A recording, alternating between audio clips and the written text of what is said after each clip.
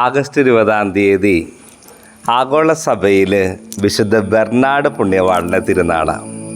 നമുക്ക് സുപരിചിതരായ വിശുദ്ധാത്മാക്കളെ പോലെ കേൾക്കുമ്പോൾ അത്ര പരിചയം തോന്നാത്തൊരു വിശുദ്ധനാണ് ക്ലെയർവോയിലെ വിശുദ്ധ ബെർണാഡ് പുണ്യവാളൻ. പക്ഷേ എല്ലാ ദിവസവും നമ്മൾ ചൊല്ലുന്ന പ്രാർത്ഥനകൾ അത് സഭയ്ക്കും സമൂഹത്തിനും ദൈവത്തിന് വേണ്ടി സമ്മാനിച്ച ഒരു വിശുദ്ധാത്മാവാണ്. ഏതാ പ്രാർത്ഥനകളെന്നറിയോ? നമ്മളെന്നും ചൊല്ലുന്ന എത്രയും ദയുള്ള മാതാവ് എന്ന പ്രാർത്ഥന നമുക്ക് സമ്മാനിച്ച വിശുദ്ധാത്മാവാണ് ഈ വിശുദ്ധ ബെർണാഡ് പുണ്യവാളൻ. പരിശുദ്ധ രാജ്ഞിയിലെ അവസാനത്തെ വരികളൊക്കെ ഈ പുണ്യവാളൻ്റെ വലിയ സമ്മാനങ്ങളാണെന്ന് സഭ പഠിപ്പിക്കുന്നത്. വലിയൊരു ജീവിതമാണ്.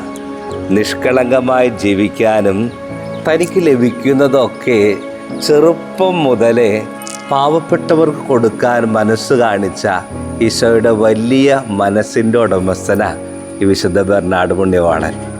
പരിശുദ്ധ അമ്മയോടുള്ള വലിയ ഭക്തിയിൽ നിന്ന് ഈ വിശുദ്ധൻ നമ്മളെ പഠിപ്പിക്കും. ഏതൊരു പ്രവൃത്തി ചെയ്യുമ്പോഴും നന്മ നിറഞ്ഞ മറിയമേ എന്ന പ്രാർത്ഥന ചൊല്ലുമ്പോൾ നരകം പേടിച്ച് വിറയ്ക്കും, പിശാചുകൾ ഓടിപ്പോകും. വലിയൊരു സുഹൃതമാണ് ഈ പുണ്യവാളൻ പഠിപ്പിക്കുന്നത്. നന്മ നിറഞ്ഞ മറിയമേ എന്ന പ്രാർത്ഥന ചൊല്ലുമ്പോൾ നരകം പേടിച്ച് വിറയ്ക്കും, പിശാചുകൾ ഓടിപ്പോകും. ഈ വിശുദ്ധൻ്റെ ധന്യതയാർന്ന ജീവിതത്തെ 20 സഭാഗാത്രം പ്രാർത്ഥനയോട് ഓർക്കുമ്പോൾ, ഈ പുണ്യങ്ങളൊക്കെ നമ്മൾ ഓർക്കുമ്പോൾ ഈ വിശുദ്ധൻ്റെ വലിയൊരു പുണ്യമുണ്ട്.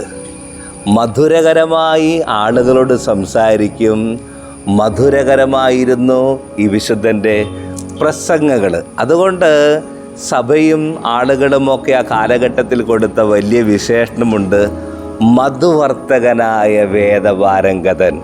ഈ വിശുദ്ധനെ പോലെ മനോഹരമായി പറയാനും മറ്റുള്ള ജീവിതങ്ങളിൽ സ്നേഹത്തിൻ്റെ സുവിശേഷം പങ്കുവയ്ക്കാനും നന്മ നിറഞ്ഞ മറിയമേ പ്രാർത്ഥന കൂട്ടുപിടിക്കാനും മാതൃഭക്തിയിൽ ജീവിക്കാനും ദൈവം നമ്മളെ ഈ ദിവസം ഒരുക്കട്ടെ. ദൈവം സമൃദ്ധമായി നമ്മളെ അനുഗ്രഹിക്കട്ടെ.